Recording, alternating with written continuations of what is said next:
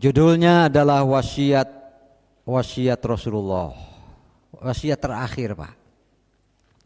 Silakan bisa ditambah 5 wasiat terakhir atau wasiat-wasiat terakhir Rasulullah. Sebelumnya sudah saya sampaikan peristiwa yang menurut saya semacam dramatis, memilukan para sahabat yang hadir, tentu saja terutama istri-istri beliau yang 9 yang saat itu ada. Tidak ada yang tidak berlinang air mata, karena Rasulullah sendiri dekat dengan menangis ketika beliau melihat istri-istrinya, melihat para sahabatnya, terutama mengingat umatnya yang akan datang. Mungkin kalau kita melihat generasi yang dapat kita lihat hari ini saja, Pak. Tetapi Rasulullah SAW melihatnya generasi bergenerasi, bahkan beliau sabdakan, sampaikan salamku kepada orang yang belum lahir, bahkan hadir nanti menjelang hari kiamat. Sampaikan salamku, ingatkan kepada mereka bahwa selalu ada salam dariku atas mereka. Rek sedih kumaha, Pak. Rek sedih kumahanya. Ya, Rasulullah dikelilingi oleh orang-orang yang sangat mencintai beliau, yang siap mengorbankan jiwa raga apapun ketika diminta oleh Allah dan Rasulnya. Dan saat itu sudah di hadapan mereka lunglai, lemah, bahkan ketika bicara pun bibir beliau bergetar dan suaranya haros-hos. Apa bahasa Indonesianya haros-hos? Ya, haros-hos, sangat pelan-pelan dan bergetar, gitu kan? Itu yang terus selalu ada dalam hati saya. Insya Allah di jamaah hati kalian juga dan dalam pikiran ada, bahwa selalu ada salam dari Nabi Muhammad untuk kita semua. Bahwa salam itu, gitu kan, kemanapun kita pergi. Karena salam itulah yang kita selalu mohonkan kepada Allah Subhanahu wa ta'ala. Paling tidak baik dalam tahiyat, assalamu alayka ayyuhan nabiyyu wa rahmatullahi wa barakatuh. Cukupkah hanya assalamu alayka ayyuhan nabi? Assalamu alayna wa ala ibadillahis. Salam yang itu, Pak, salam yang senantiasa Nabi kirimkan atas kita semua. Bahkan waktu kita wiridan, istighfar salasan wa qala subhanallah subhanallah, gitu kan? Arba' wa salasin, salasin wa salasin, 33. Wa hamidallaha sama 33. Wa kabbarallaha 33. Lalu Rasulullah menyempurnakannya dengan satu, la ilaha illallah wahdahu la syarikalah lahul mulku wa lahul hamdu wa huwa ala kulli syai'in qadir. Terus Allahumma la mani'a lima atoi dan seterusnya. Di awalnya apa, Pak? Istighfarnya berapa kali? Istighfar salasan wa qala Allahumma antas salam wa minkas salam. Ya, ulah pahili jeung eta, jeung waktu lihat Ka'bah. Allahumma antas salam wa minkas salam. Terus tabarakta ya dzal jalali wal ikram. Ini, Pak, assalam.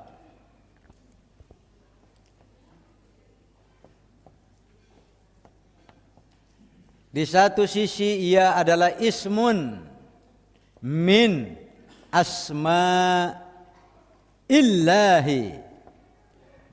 ta'ala, ya kan, Pak?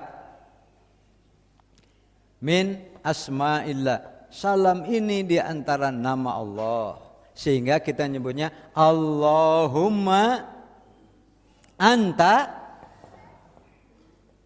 Tah, Pak. Iya kan? Ya Allah, engkaulah assalam. Karena assalam adalah ismun, salah satu nama dan sebutan min asma'illahi ta'ala, dari nama-nama Allah yang tinggi, yang 99. Ketika kalau kita kumpulkan semuanya disebutlah al-asma'ul husna. Walillahil asma'ul husna. Allah memiliki nama-nama yang baik, maka diantaranya adalah as-salam. Tapi kalau lagi haji malah lain lagi, Pak. Ad-du'a inda ru'yatil Ka'bah, ada doa waktu kita pertama kali masuk Masjidil Haram, tawafnya pun disebut tawaf kudum. Apa kudum? Kedatangan. Jadi tawaf kedatangan kita, kan kita tamatu umroh dulu, Pak. Maka begitu pertama kali melihat Ka'bah, Allahumma antas salam. Ayo Pak, Bu. Allahumma antas salam wa minkas. Terus wah, ada yang pakai fahayyina, ada yang langsung hayyina.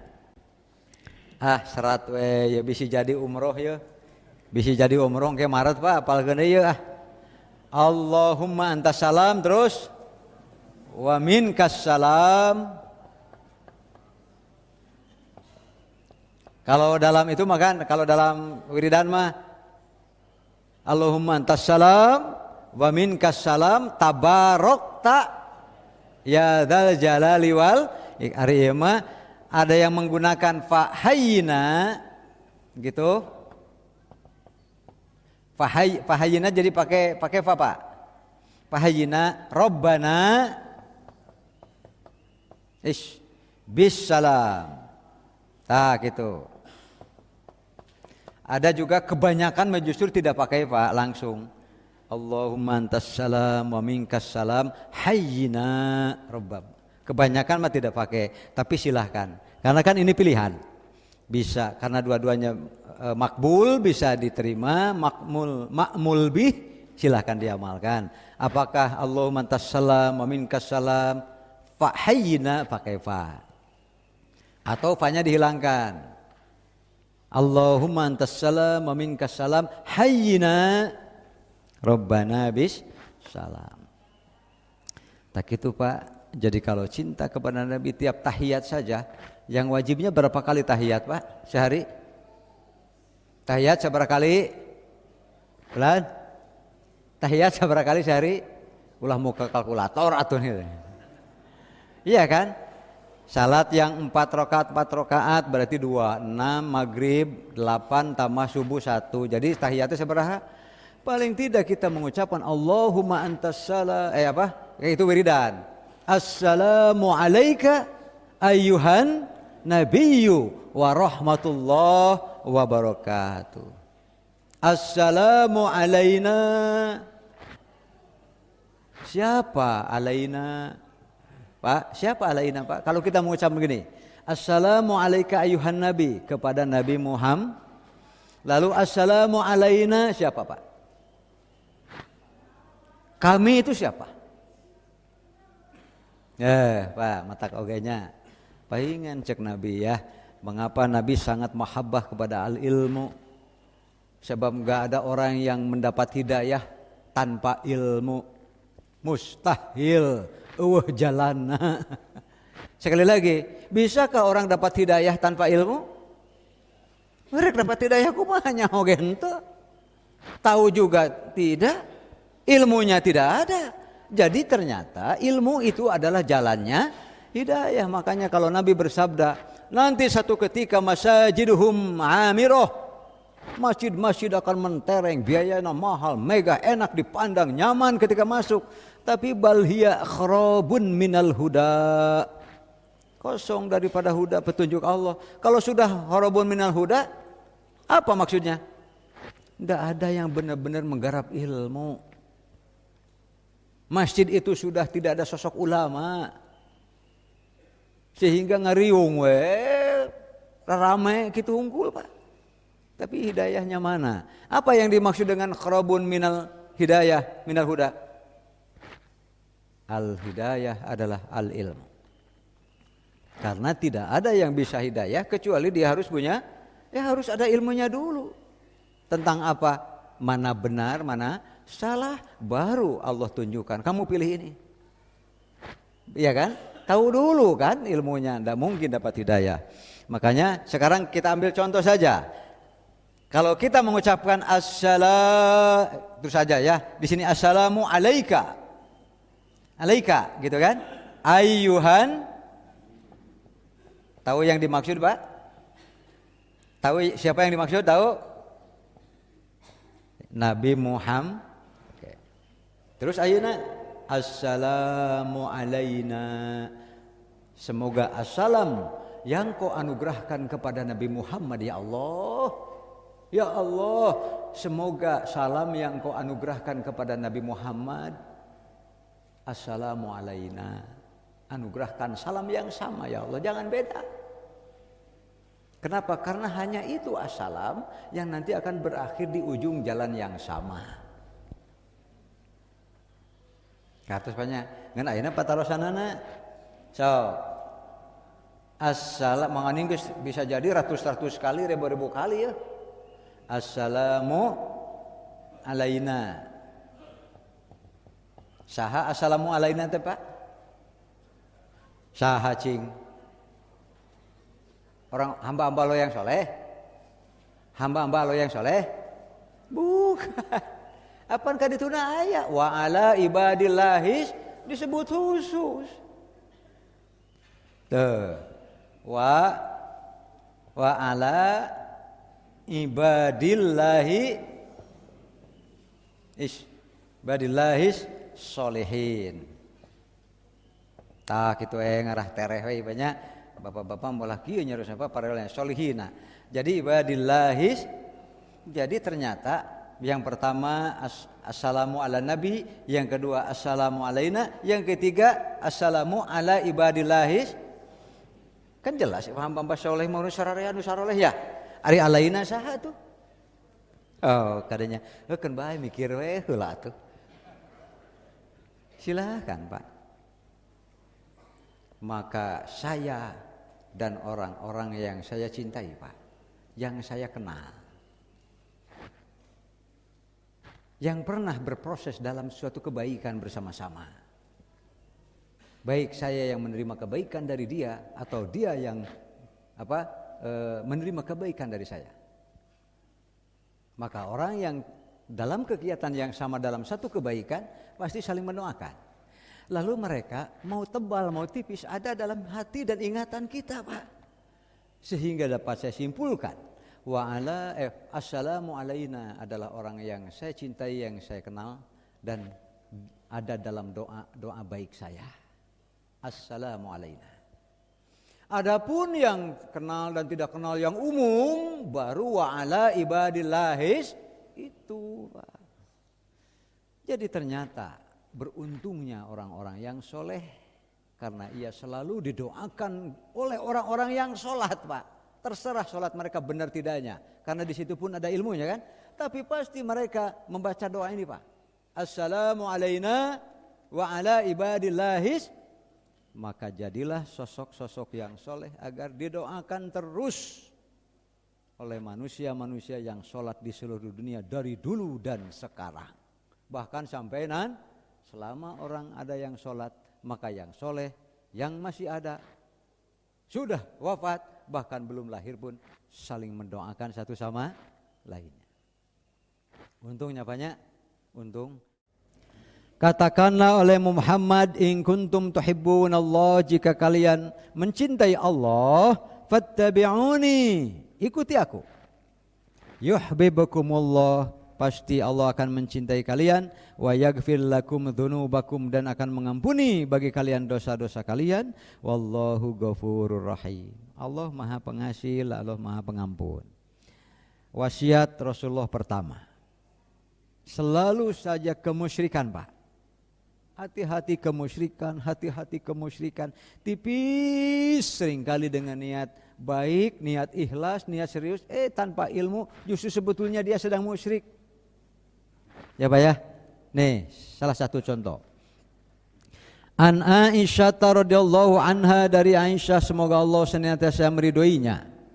Anin Nabi sallallahu alaihi wasallam qala, dari Nabi sallallahu alaihi wasallam beliau bersabda, fi maradihi alladzi mata fihi, pada sakit yang beliau wafat.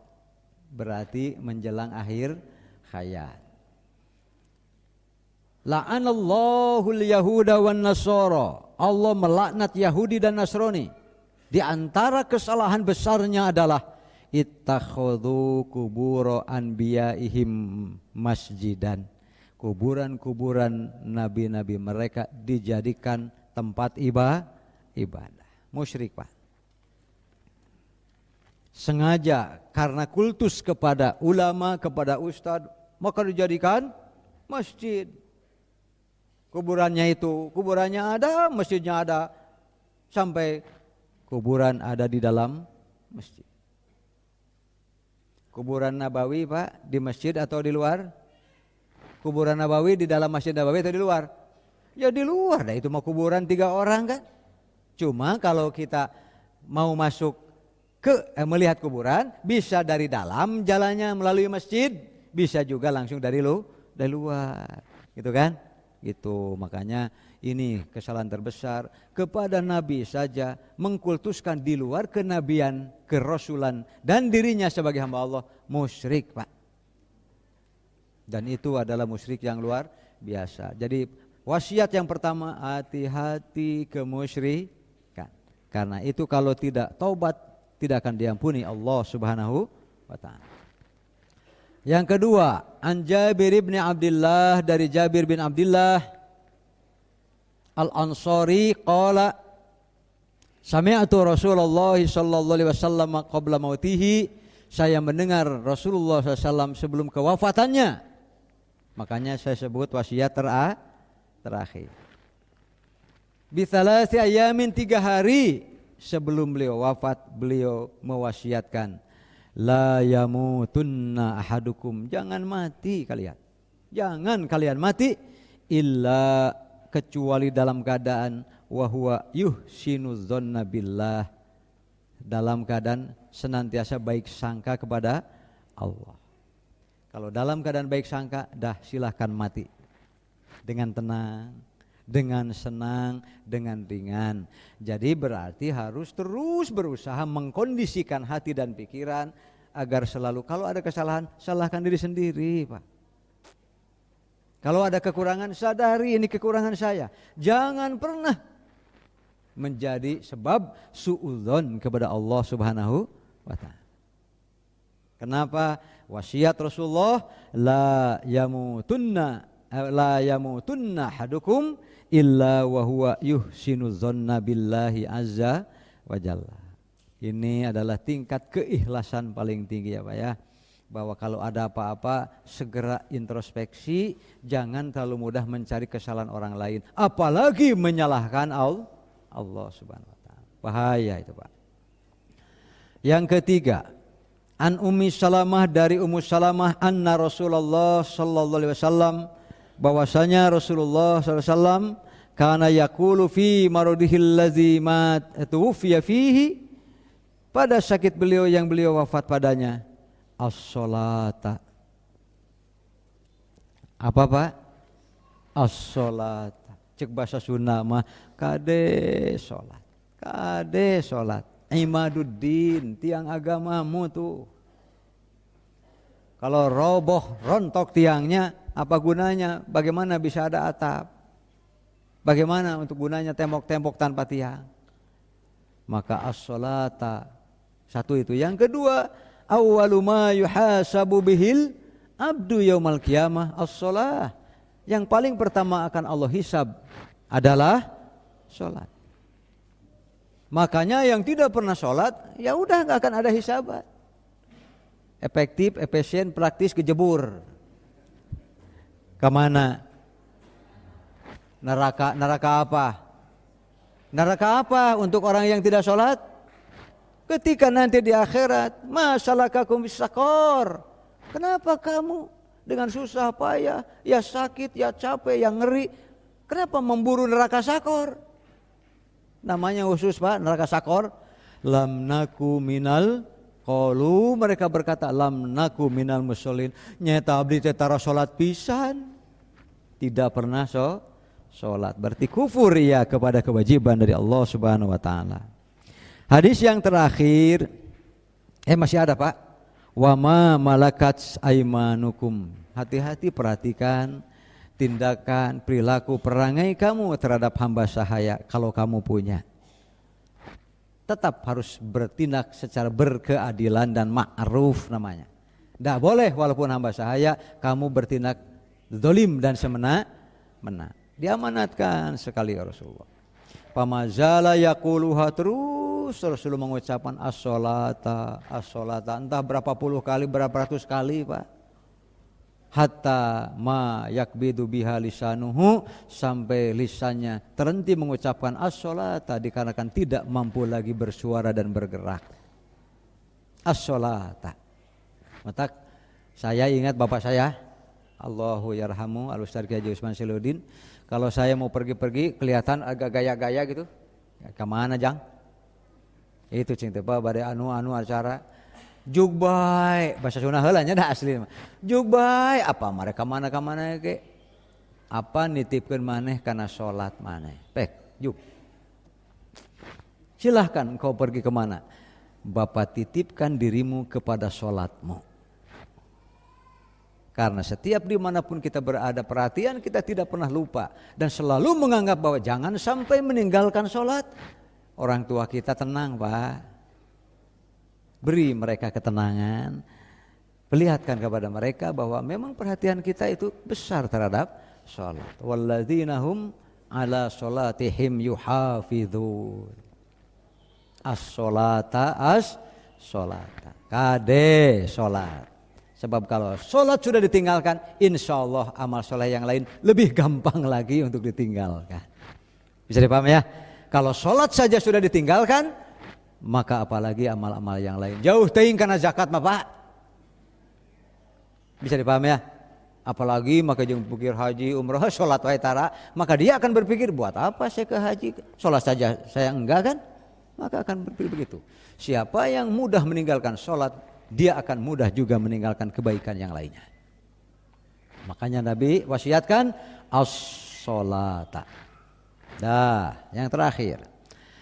An Abdillah bin Amr bin al-As, dari Abdullah bin Amr bin al-As, anna Nabiyya sallallahu alaihi wasallam, bahwasanya Nabi sallallahu alaihi wasallam tala qaulallahi azza wa jalla fi Ibrahim. Beliau membacakan salah satu ayat tentang Nabi Ibrahim. Bahwa Nabi Ibrahim pernah memohon kepada Allah dengan doa ini, Rabbi innahunna adlalna katsiran minan nas faman tabi'ani fa innahu minni. Ya Allah Tuhanku, sesungguhnya betapa banyak sekali manusia-manusia yang tersesat.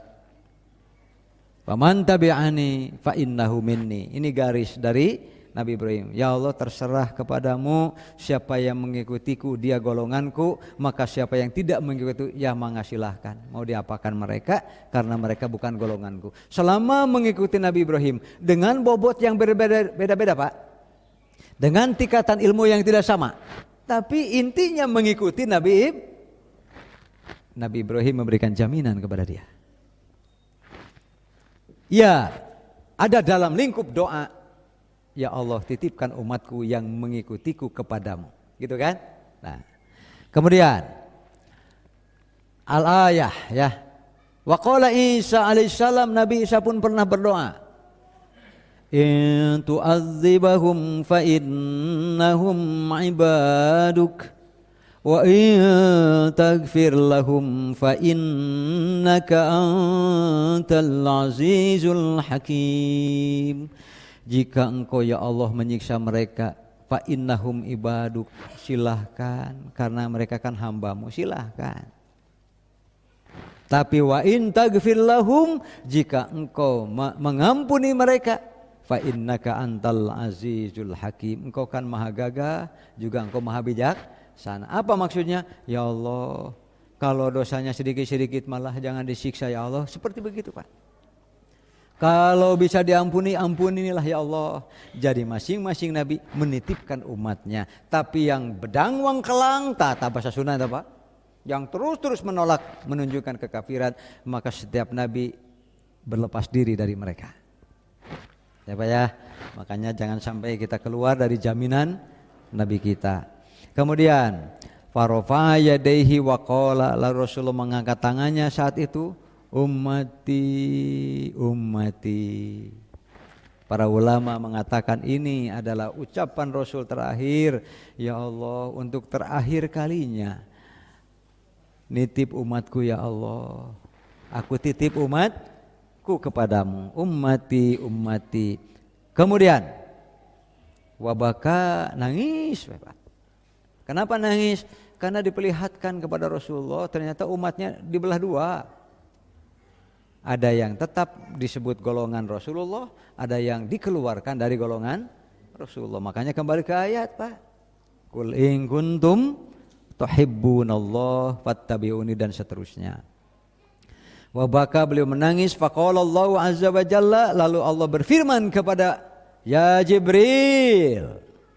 Ini yang disebut dengan hadis qudsi, firman Allah kepada Jibril atau kepada Nabi Muhammad.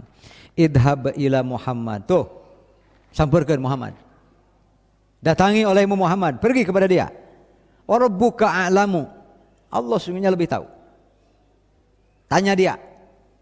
Allah lebih tahu Pak, tapi tanya dia. Ma yubkika, apa yang membuatmu menangis? Jadi Jibril disuruh bertanya kepada Nabi Muhammad. Fatahu Jibril alaihissalam, maka Jibril mendatangi Nabi Muhammad SAW. Fasa'alahu, lalu ia bertanya kepada Nabi Muhammad sebagaimana tugasnya. Fa'akhbarahu Rasulullah SAW, lalu Rasul jawab, mengabarkan kepada Jibril, bima qala, dengan apa yang dikatakan oleh Rasulullah sendiri. Wa huwa alamu, Jibril tahu kan, karena sudah diberita, cuma ditugaskan nanya. Faqala Allahu ya Jibril, idhab ila Muhammad fakul, pergi kepada Muhammad, katakan kepada dia, inna sanurdika, aku akan selalu ridho kepadamu hai Muhammad, fi ummatika, tentang umatmu itu, wala nasu'uka, dan kami tidak akan menjadikanmu buruk dikarenakan kelakuan umatmu yang buruk.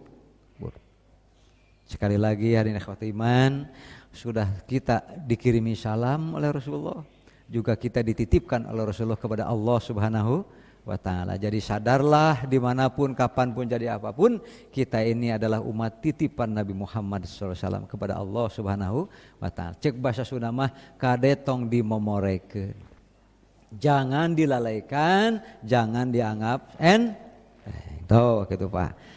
Karena kemarin sudah ada beberapa yang bertanya tentang kalau jadi insya Allah rencana umroh akhir Maret. Jadi sudah ada formulirnya Pak. Jadi di sini ada jadwal-jadwal dan seterusnya. Ini saya minta dari Karya Imtak karena saya insya Allah akan berangkat bersama Karya Imtak travelnya.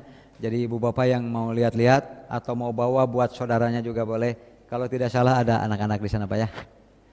Kemudian yang terakhir yang belum membaca buletin santri Pak, tentang salam insya Allah lengkap. Termasuk nanti kenapa ada orang yang kalau khutbah salam dulu.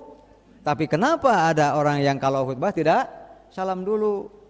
Supaya kita tahu mengapa kita salam, mengapa kita tidak salam. Silakan. Itu santri Pak. Karena santri saya larang untuk memberi fatwa. Bisa dipaham Pak? Tapi tunjukkan metodologi. Dalilnya apa nih yang tidak salam dulu? Apakah ada Qur'annya, hadisnya, usul fikihnya? Lalu istinbat keputusan hukum. Jadi ke bapak-bapak baca, oh kieu geuning pangna teu salam heula teh. Jadi kita tahu. Kenapa saya tidak salam dulu? Kenapa orang salam dulu? Kita harus berilmu. Ada ya, santri sengaja saya bimbing, kadang-kadang begadang sampai jam 1, jam 2 Pak. Jang, bubar jang geus penting ya, bubar gitu Pak. Demikian, mohon maaf atas kekurangannya. Aku qouli hadza wa astaghfirullah li wa lakum wal afu minkum. Wassalamualaikum warahmatullahi wabarakatuh.